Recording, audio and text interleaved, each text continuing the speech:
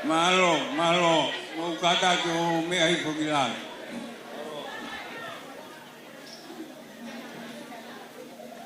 Wo tau mau mari.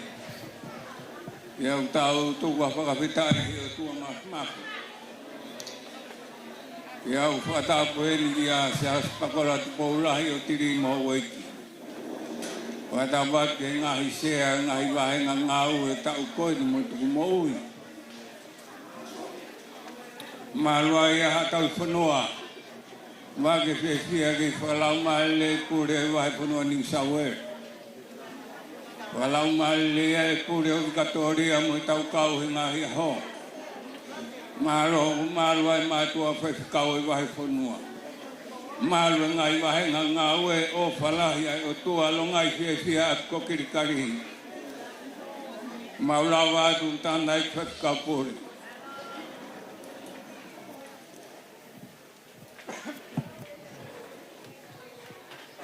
Ke whai ha tau lotu Ke tau lotu. Mō kata ko whalongalongo hifo ko lotu O tua mafi, ko koe koe mau tamai whakahewani. Ko koe ai tamai aho mau eiki ko sisu kalaisi. Na tau kakapa ahoni, pia whai hono tūtū nia, pia whai hono uik, pia whanongonongo. Hala tāke mau kauai. O ku tala noa e wholofola ka rifu sia e moui ai kauanga hala. He ku tala mai e he tohi, o ku tala me ai aho ia koe ki he aho koe. Pea whanawhana me ai pō koe ki he pō koe. Tā koe o ku i kai kau aki mau tolu hono whakahoko. Whakawhetai mua ho mau lau maari e ki langi tau pot. Ku whakaola me loto tatau.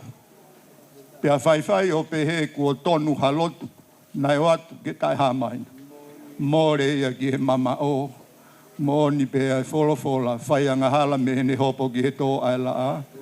Kai whakawhetai, koe ke resi tai osi ai otua mau lawe ngā monu ai. Koe ua fulu mā tolu i aho eni o e novema o e wāwhe mā ua whaa.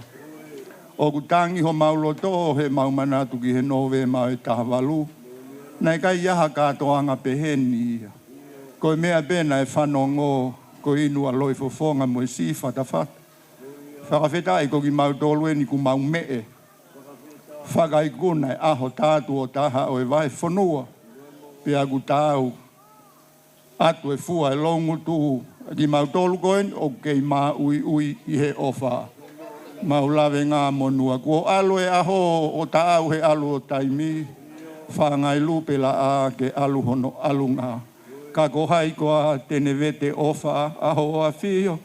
Ko mau whakai kuna. Ai kātoanga tātu o taha.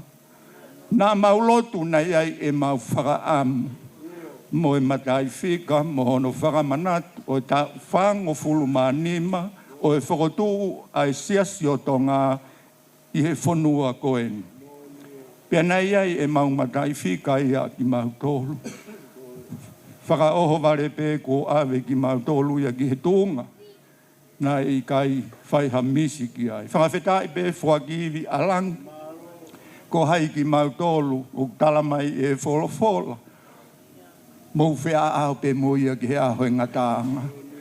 Masiwa ango angi. Ka kuke hanga e ko whakaola he ahoni, he koho mea. Pea koe ni kumau heni mo mea tau mawha o e lotu. Whonu ngutu, whonu henia o se eni, tōkanga, tapai whae, universi o kumau iai. O kumatua ki ongo he koe iwi eni o e masiwa. Koe iwi eni o e wahe whonua ni sauere. Koe mau kore tāpua ki i mai e tolu tāpua ki me i loto lala. Ka ilo ai e se aspakola mo whanau a hou eiki.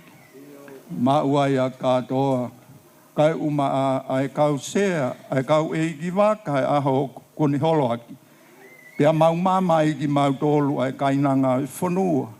Mo e sola, mo e wulangi. Ai o ku mau whio he whakataha anga, whakawhie ai whakaikuna. E tamai mafi, hoko mai ia koe koto iwi, koe uhi, koe hala whanonga, ai o kune nefu, Ke whanonga ai whahi ngau e tangata. Tāpuaki mai e mea toko nini pēa, whuaki mai ho mau tāpuaki ke lahi. Ko e lotu ia mo e hu ai tōki la lo, tuunga pē ia kalai sisu, ko ia ho mau eiki, ka ko ho mau whakamo ui. Amen.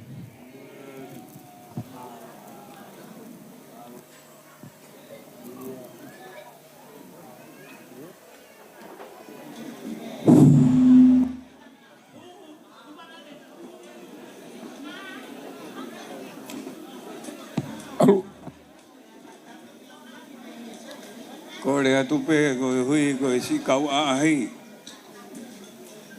Si kau ahi mo kina tolu tau kau ngā kau whakatai ke whini. Whawhainga maari e moa tau te pire kau pe whini e se tonga.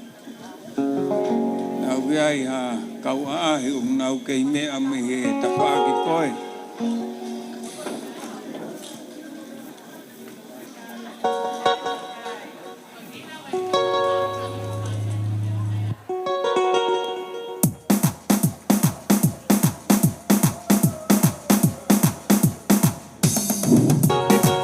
Vale.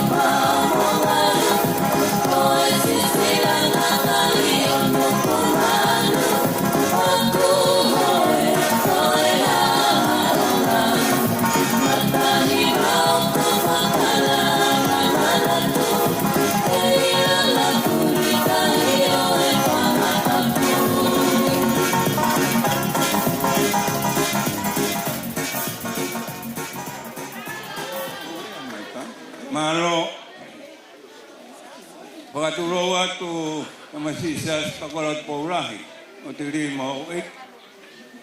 Katapat ke ngai sia katoang apon. Tabuat ke faz kau purio ni sawere, faz kau purio Victoria. Ya fitu mo si matu faz kau kai ngaloto vai fanua ni sawere. Mua ata ke motuan ke fakahoko atu fatongia matu faz kau wahe ngai wahe fanua. Si kau se tu ata mo kai ngaloto. Kanai faz kau purio ni sawere. O te he mātua whakikau wāhe ngā wahe whanua. Kau se tua tamu kai ngā loto. E ngāhi mea o whakoeni ke whakahoko he aho koeni. Koe whakao singa kātoanga tū mohi e tau koeni. Te koe angai ne tū e ngāhi mea o whā. Koe pola uaki, koe pola ia sea e matoni. O iai mohono koloa, mohono sila. Koe whaia pensimani tupou, siu tupou pe amoe whamiri. Koe pola hano wā, koe pola ia vai, whaikapure vai whanua New South Wales. O iai hono koloa, mohono sila. O toi whaike ia pensimani tupou, siu tupou moe si whamiri. Koe pola hano tolu, koe pola ia whekau pure wahe whanua Victoria. Timote tautua. Pea uiai hono koloa mo sila. Koe whai e Pauline Lavulo, Tiunia. Kau polopola no hoko, kau polopola ia o ti polotanau, koe hou eke wahe ngā e matoni. Kau polopola hoko, koe sekretari wahe whanua. Kau polopola hoko koe tau pahanga i wahe whanua. Kau polopola hoko koe ātita i wahe whanua. Kau polopola hoko koe whaifukau pure mālolo i wahe whanua New South Wales mo se hakalo. Kau polopola hoko koe whaifukau mālolo i wahe whanua New South Wales me siu whakapelea. Kau polopola hoko koe whaifukau pure o potu ngau e latoi whakasapate ai vai whanua New South Wales whitutu pou. Koe kau polopola hoko koe whaifukau petani tang noa walu. Koe kau polopola hanonga furu maua, koe kau polopola e tari talasi ti lahi o sese, maasi whinau. Mau whakamore atu. Nara i whaikau pure ka pau yaha mau tonu no whakamoremore tu ke mau hulala tu he tātau ke lele pā. Koe lawa tu e whatongi e mātua whaikau ngahi wahenga o New South Wales. Mo si mātua se tua tā. Ko mau whatongi ki tau koe ni mau o whātu. Koe tau tutu ni ki tau tālunga. Tuang hamni te hongo fulu pe ko ata anima ki a whai whekau tene whie whai harea whia. Ya osi ko ia pe toki tāre wa tau mea rea te tau tiskou pe he poni ki he alu auha. Ko e whikae na mo no korea ki ai kau pe whine o New South Wales te tau au he wau a miriona. Ka kulotu pe pure mo mātua whai whekau ahoni. Tispa i pehe eiko seso. Koe ni kua tau rā kai. Taka tau ka alu hoi pōni, alu au ha turi mai belo tuenhengi au ho. O whare hatu ahi moto.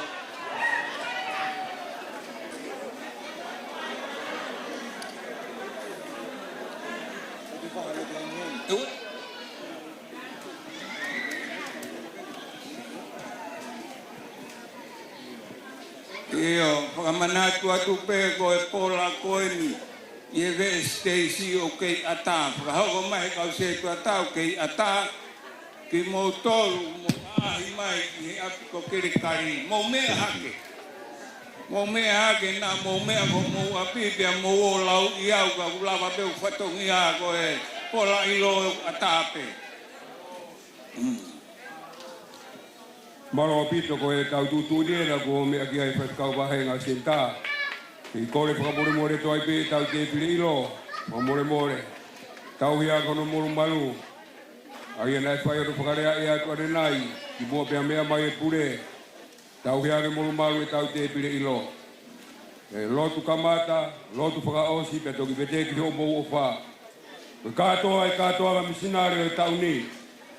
Whanongo le rei ki ai ki alu mo e tala noa ku moni. Whiunga ia mo e tola asle ria, e ono kilu, taha mano, walu afe, tolu ngeau, 50 manima. Ono taha walu tolu ni menima. Kata ke pas-pas ke toki ai. Kai maha tau pui pasi.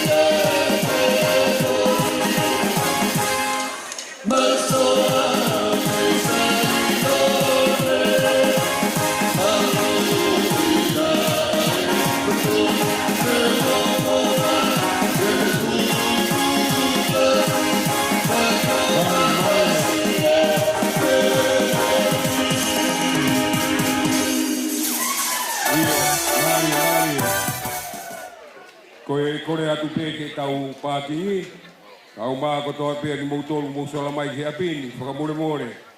Kei molu malu I maunofo mu mau kau ngā api, ka kuiai haulai wewe, whakapiko piko hono tō almuia, li mai te koki apisiasi ni rai kau sie tuata ke nau whakamaa opo opo. Whamana tuata kau sie tuata, ka lawa rewa e tau lotu tuku, mo mea heni ke tau whakamaa opo opo e tau wewe, whamore more. Sare, humai.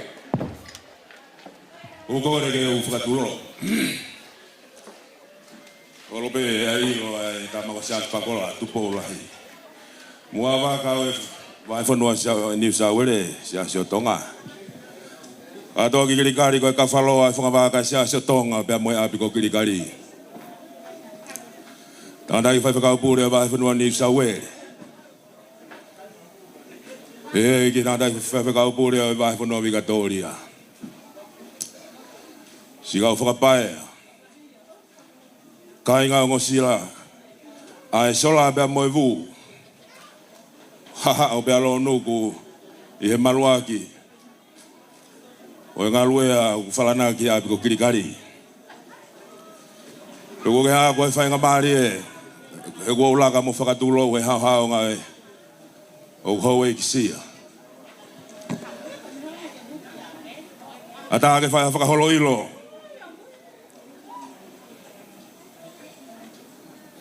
Mea pe katoa. Kirikari.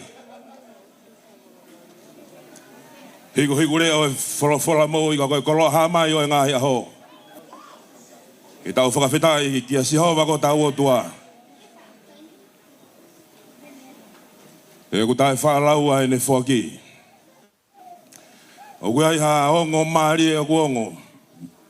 Me he wawanga whai watala o ku pehe. O ka furi taunga ai manatu e tala e ngalu e a. Whakaturo wat me whangatau ke te tuku ki he si ke u tau whatungia. O ka furi taunga ai manatu e tala e ngalu e a. Malo.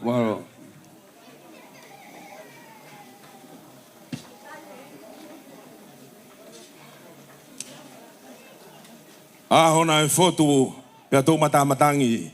O whai ahono whakaamua mua au lotoa he ngā he loto whare whakafoi tui. Koe whakakaukau ai whai ngā tangata, koe taumu ai au e manatu. Pia koe manatu koe whireoko ai whakakaukau. O koe ai ha whireoko. Ko whai hano teui, o ku tala he ngā luea. Koe whakakaukau ai whai ngā tangata. O ka iai ha hoata pia maari whikina. Pia kunea whia tu ke tai iloa. Pia kau iai ha mea ku ho'o, pia ongo, pia viviri, pia malawe. O ku whakahu ki he aikona malu ai whireoko. Ka koe whireoko ia o i whakakaukau. O whātu. E si ngai fofonga i whae kau mai ngai fofonga ko tope. Ko tuku tau pea kapiteni pea me henga hiwa henga. Ko hai koa hatangata tene lawa ka malo ia. Haka kawa ko liringi koe hui koe lotu ai o tua. Mori ka mama. Kanai maari whekina ahono haa ka venga. I he nofo ai ngahi whaamili hono kotoa pe o ne fotu he whakakaukau. Kua tohui pia tuku pā ai where o koe hui koe honi. O ka furi taunga e manatu e tala he ngaluea. Ngaluea e api ko kirikari. Whepuno hui hange kua mau ha tau mea. Ko hai alawa ke lau a whaki a ho tau o tua. Hiku reo mea apostolo. Ko hai alawa ke mafua. Ai hoata he whakakaukau he taumua e manatu. Ai viviri mo e whia mau whakawhai tui. Kai nono o ai whireoko ai kona malu o tuku. Pea wha i hono ngaru ea kai ngangatu o alaha pea manongi. Katoa kirikari whakamore ngari whakaloa ko ulo kautangata iki o te tenau toirea. Whao sipe katoa koe ongo. Ongo mātua ki maui ngaini. Koe whelupe pea moelere pea mehi toke lau. O kupehe. O ka mairi noa e toke lau. O fuketi he ku manatuni. Laulotoa pea laulotoa he whea mo meniti. Tōnga hei kalonikari, ka koe kalonikari ai tonga fish. O whaasi ene lau tikiri ai ngau e moho tau uluaki. Loto si ene alo viviri. Tōnga hei sino si ene taupiri. Taupiri he ngau e. Io ai ngau e resi o palataisi. Tua o whatu. Malo erea. Malo no, malo ia ngau i ko tau ikuna sayone. Neu lele me ito ke lau. Sare si neu lele me ito ke lau.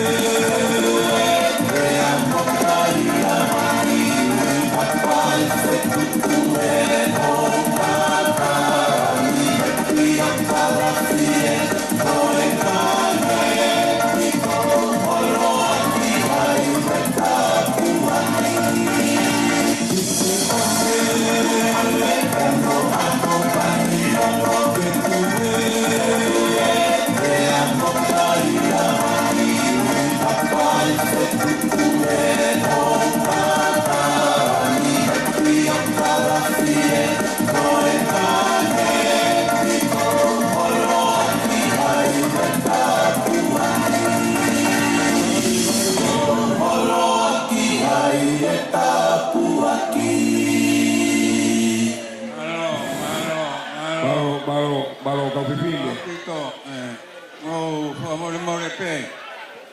Kai tu mua ke whakahau kai tuaire vai ki mea koe ni tok manatu ihak.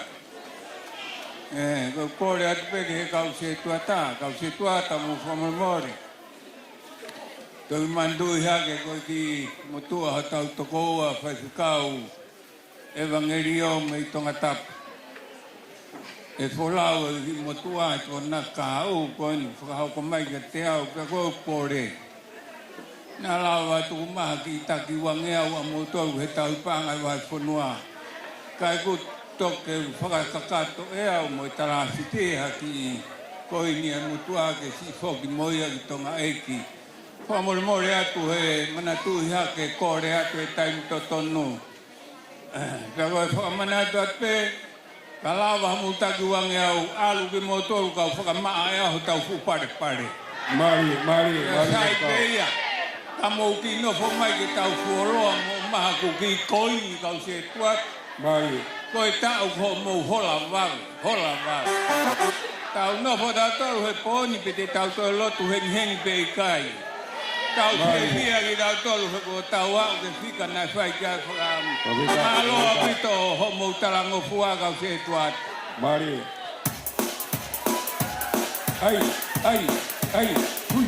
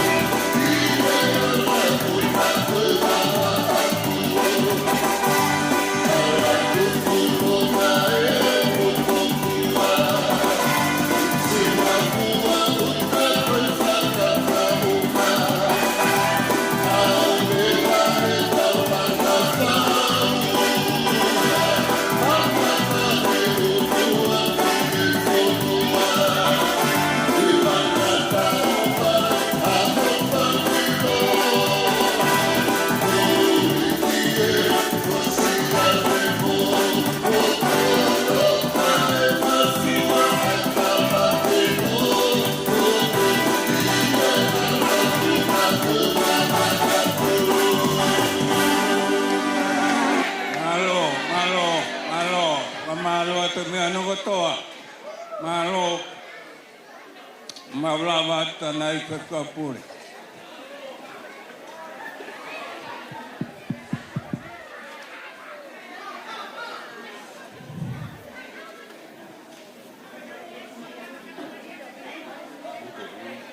Kore peke upangatu. Kai kakakato katongia. O pei dula pakai piaf koin.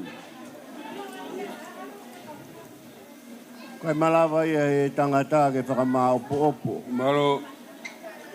Whakamā opo whepe hanga lai mea mauni oni. E whakamā opo whepe he uri e maa. Whawhetai pe koe pekia nā ne hanga whai. Koe apango fua anga ia. Ke tau hoko ko tau pe koe whānau huohi ai o tua. Ka koe matai koloa e tau kau he lotu. Ke whakapapau i ka hiri e tau ngau he ni ko he wani ko tau abia. Ke whakapapau i. O kui kai ko hala kumaka pai ka katoa ngā moana. E ko whangota pai ki katoa wa. Ko whakatua merie e tautaunga o tautau he puteria. Ko le peke whakatuloa atu mai tā masiko saspakola. O tili ka umahoi ke ngai sesi. Katuloa atu ka katoa ki kirikari. Mukata ki o ki whanongonongo hif. Ko whakatuloa atu en ke pure wahiponua. Ka weta aku ila labulo. Ya ko whakaapa-apa atu ke katoa. Katuloa atu ke awhetu, tangi noa. Kau mātua aku nā uhanga lele aki e kalofiama e lotu. E vai whanua New South Wales. Nā whakamoni hingoa. E nā hoko ka akau tuku behala. Ke whai no pā usi me whakanga e lotu. Ka lau poinia e tau maui ke kolko hewan. Ko tangutu talu kuhau. O ko ongo e ku pulahi homo ofai au. Ko tain pokoi nau whai te kau na kai ko ofai hata. Ko si supa nau ofai. Ka pau pe ku iaha mea te upai. Osi ngā pehu ki iwi whakapo uri na mahe o tua. Ahoni. Ko fia lahi he ahoni. Kau ki whakahoka te ki ongo ko ini. Lahi poke mau hala hono whakatua si asi heni. Ka mu whanongo lelei mai. Kau tala noa atu ke anga whakatua si asi heni. Nā whakatua si asi he api o siaki whektoa e breakdowni. Nā uko haa whakahenga. Ko e aho hiwa no e mema. Ko e misi ka nai whakahoko. E nai lihe loto moana ka hanga o tua tohake ki onunga ke whakaia. Ke mama kau po uri na whakapo uri ka mama ngia fufonua whakapo uri koe. Ko ki kakaia ni na i he potu si asi. Whawhekau, tēne sei labulo, koene pekia. Whawhekau, longani whektoa, koene pekia. Koe mau whahiwa ko siak whektoa, koene pekia moia. E kau whine eki, siurorowa whektoa. Sela naua whektoa. Te momere tau tua a. Koe whanau tangata. Puluno whektoa o mai koro tomruki. Koe whanau whewhine. Loto moua whektoa whinau kone pekia. Suria whektoa. Lakalaka whektoa. Santina whektoa. Oleh stri tau toa a vili kau fusi. Pea monoma tau toa a. Na whakatuku e lotu he api koni kuha whakahenga. Kana e whai kua toa pe angahi maunga kai pe he ni. E api kua whakalahi o tonga. Pika ni matolu kue los MNU i whewhila. Wesi whewhila. Na whakaingoa e sei. Koe whakalahi o tonga.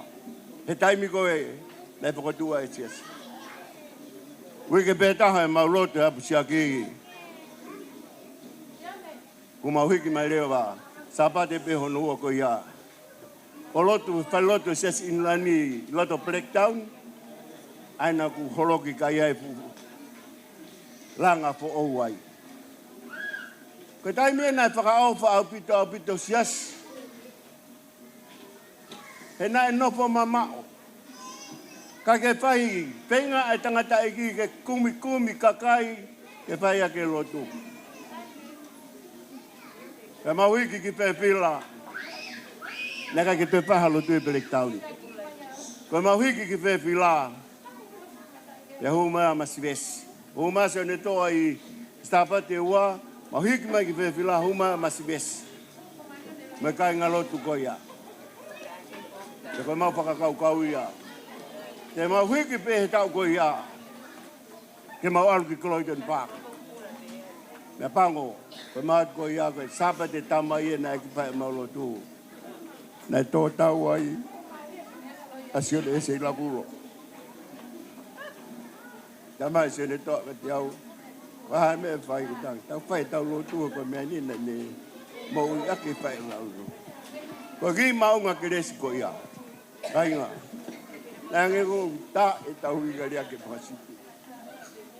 E mau ngoi. Hange ko more mau amanaki. Ka whakapeta i be. Nā malama pe me he tua tānolo e taha. Oua. Oua e osia manaki. Li pe whakatua me lie pe mate ki ai. E koe hanga ia e mau fukitu e mau koe. Pe ki asio ne e se lavuro. Mea maa seru pepe ni mafi. O whaia seru. Pene kate ai kati. E vai whanua ni sau e re. Vai whekau pūre. Sio ne toa tonga ne vai. Se kai tari. Sio ne pekos. Vai whekau wahenga. Ko longa ni whektoa.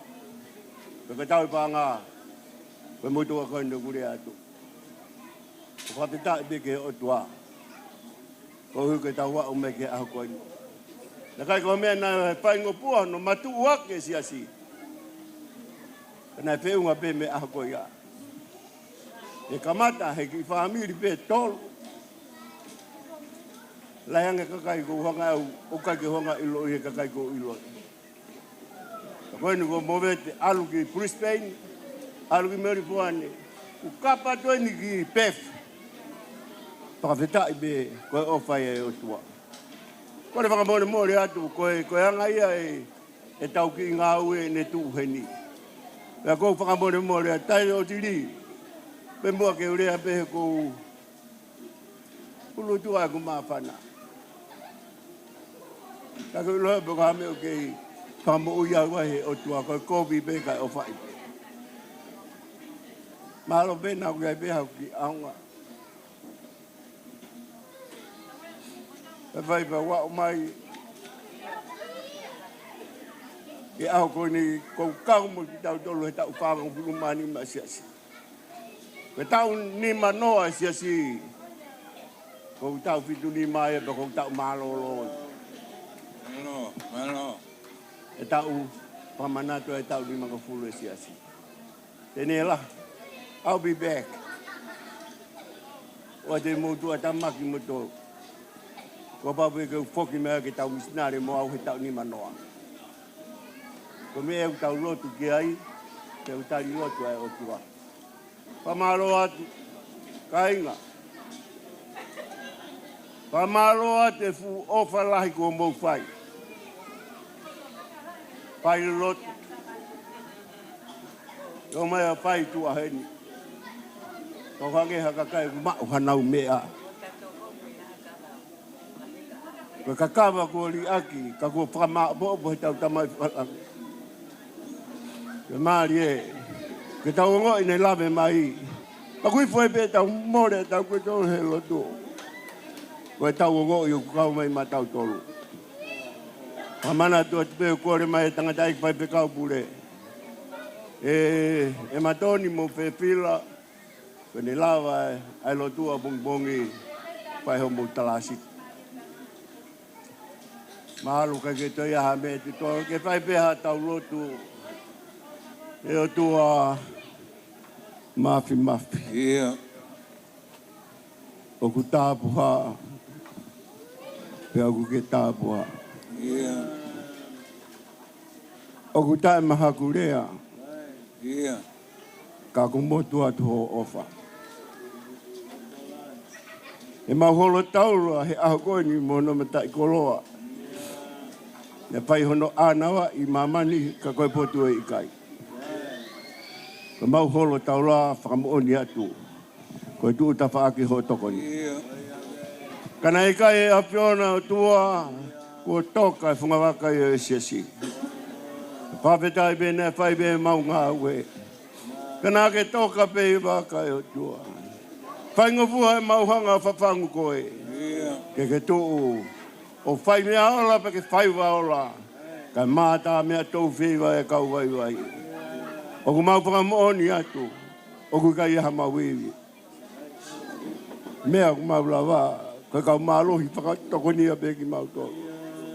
E whai pa te mau pore ha mea ukai ke mau lawa. E pe ha mea te mau pore ai. E o tua pore pe ho pe kia nai whai. Mo o toi tu u pe ke alo te haapi ma mau tolu. Ka kau palo mesia, kahiria, e hoa o maua ki mau tolu. Ka botu te ui ai, te mo ui ai poki. O mau whakawheta i longa whakawheta. E whakaikuna ka whakafa kua whai. E ka mea e mau whakamalo atu ai. Eik, o mau hanga atu ke apiona. Ke mau e koe e nau ofai loto sayone. Wani ku mau toi hu mai ki tuani. O ku toi tuwa pe hona uiwi o ki nau tolu. Mau tio ke mea nai mau. Whaka opa, pa ku mahonga vetek. Mau veteki. Taki taha whai hene whiri. Ma mea ku ne loto ke ne mau. Ang mau e mau to o ko te pire ai a fiona. Mea be ko e tua ko mea ko ke mau malawa. Liu tā pia ke tua pa hanga whakaponu na ngahi anga mea. Mea ko toa pena e to mea i u mea koi. Mea i whare lotu au mai ke te pire mahu koi ni. A pio mai ko hona ukakawa ai. O tua, koe atu mai au amanaki.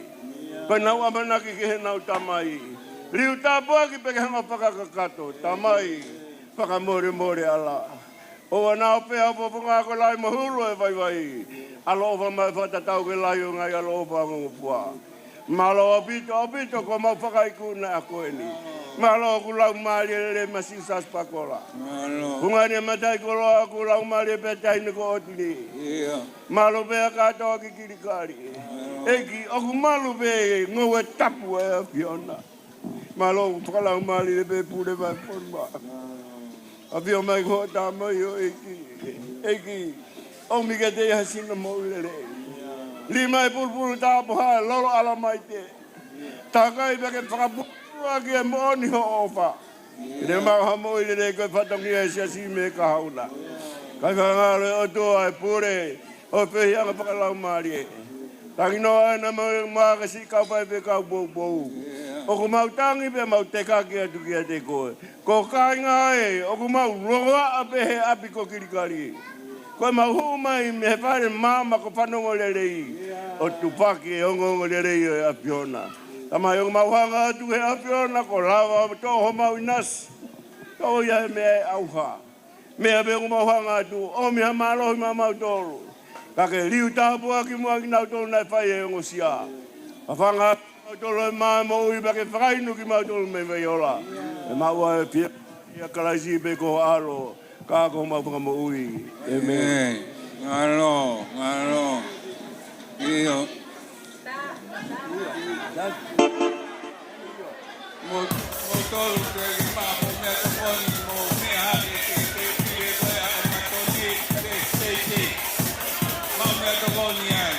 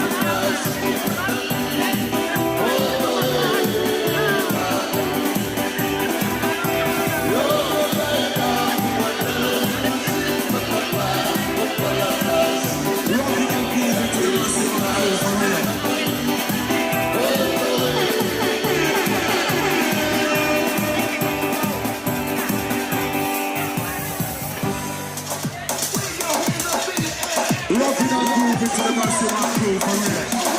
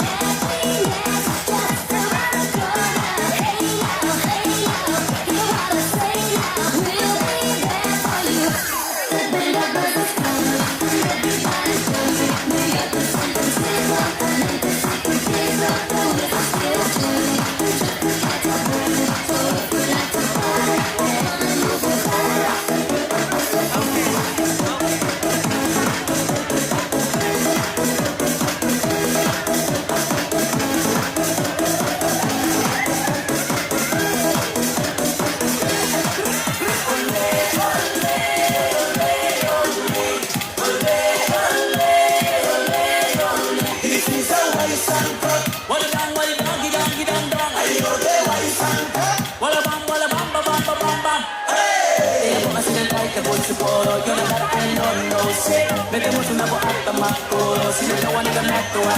Un día el DJ, we stay for the team. We play that white and cup, and no one can keep. Si kawang kaba, usay pinalo, kametoa. Usay ginaboeta mo. Pone poro, pasa poro. Come on in.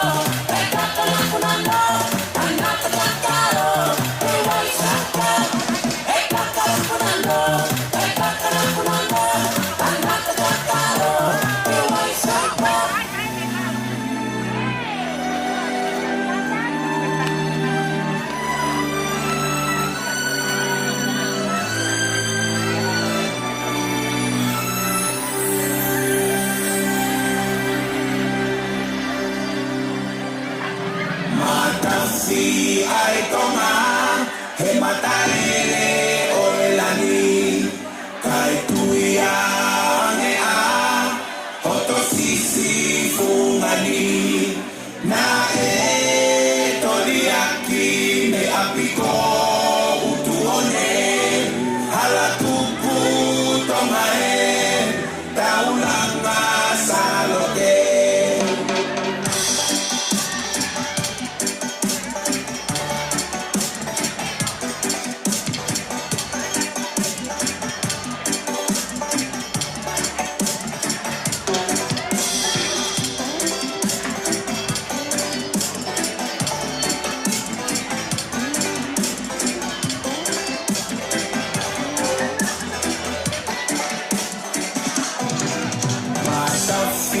Ay tonga he mataele o elani kai tuia ane am hoto sisi fungani na e toriaki me apiko utuone halatu.